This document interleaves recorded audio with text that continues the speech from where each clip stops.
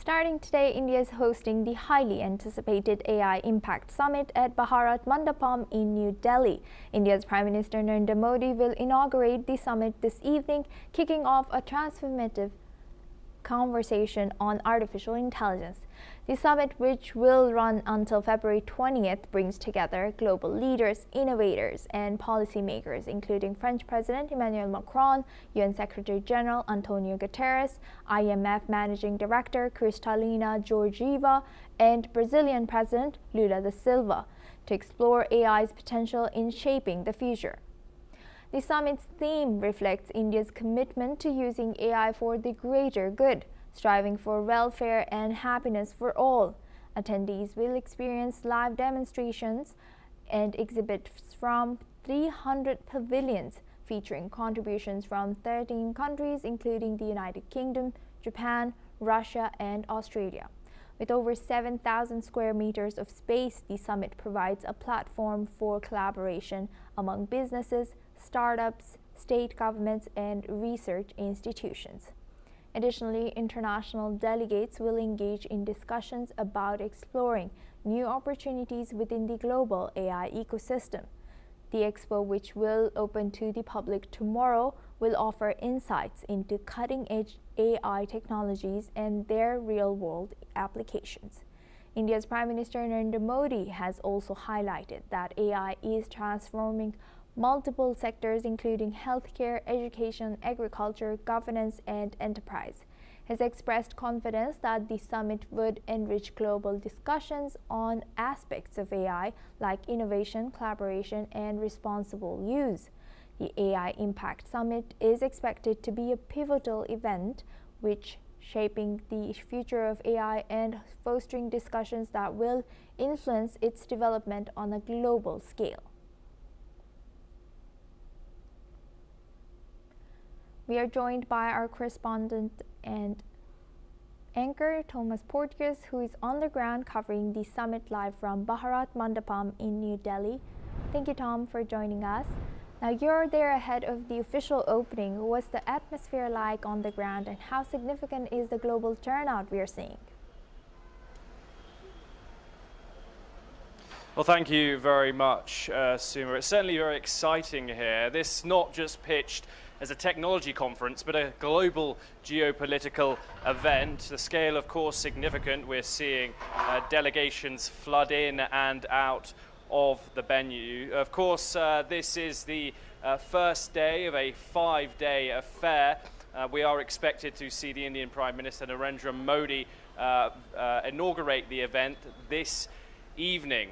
We're of course seeing the delegations of over 100 countries going to be present here in New Delhi, the first ever AI summit in the global south, with an emphasis and a theme on AI for everybody and not just the corporate world.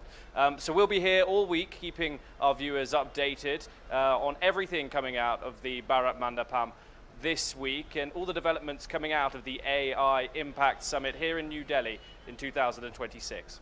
Yes, thank you for highlighting that. And Tom, the Prime Minister is expected to inaugurate shortly. What are we expecting from his address? A broad vision statement or specific policy announcements? Well, that is supposed to be happening this evening at around 5 p.m. IST. The Indian Prime Minister Narendra Modi will be arriving here.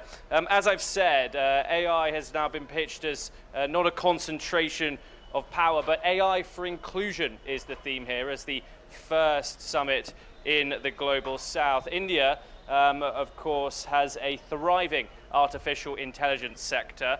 It produces 1 million engineering graduates annually. And of course, we can't forget some of the visitors that will be speaking here. Sam Altman and Bill Gates, also controversially in attendance. Sam Altman attending due to the fact that ChatGPT, of course, is India is its second largest market. So we're expected to hear the Indian Prime Minister address the crowd tonight before holding bilateral meetings with other leaders on the sidelines of the summit. Yes. And Thomas, this summit is being positioned as the first major AI gathering in the global south. Are delegates framing it as a shift in global tech power, or is that still aspirational? Well, as I said previously, Asuma, this is very much being phrased and put forward as a summit for inclusivity. How AI cannot be used not just by the small corporate population, but by the masses. How it can help the developing world. That's what New Delhi aims to achieve with this summit here. Whether that's helping medicine, agriculture, or other common services used by all of us, and not just the sectors like banking and IT. We're of course going to be seeing individuals, figures from all around the world. The United States and China, of course, are leading this global race, this war in AI. That's what some people are pitting it as, a tech war between the United States and China. But India stands to position itself strategically here as the world's biggest population, which includes 80,000 startups and growing artificial intelligence-focused companies, of course, with a massive English-speaking tech workforce as well. This summit, of course, highlights a coalition in the global south and moving forward. It's certainly expected to be an exciting week with India at the focal point on the stage. And Thomas, with CEOs and policymakers under one roof, are we expecting major bilateral meetings or side deals to take place alongside the former sessions? Well, as I said, 100 plus world leaders. That includes 20 plus heads of state. You have the likes of French President Emmanuel Macron attending and speaking, most likely either on the 19th or the 20th.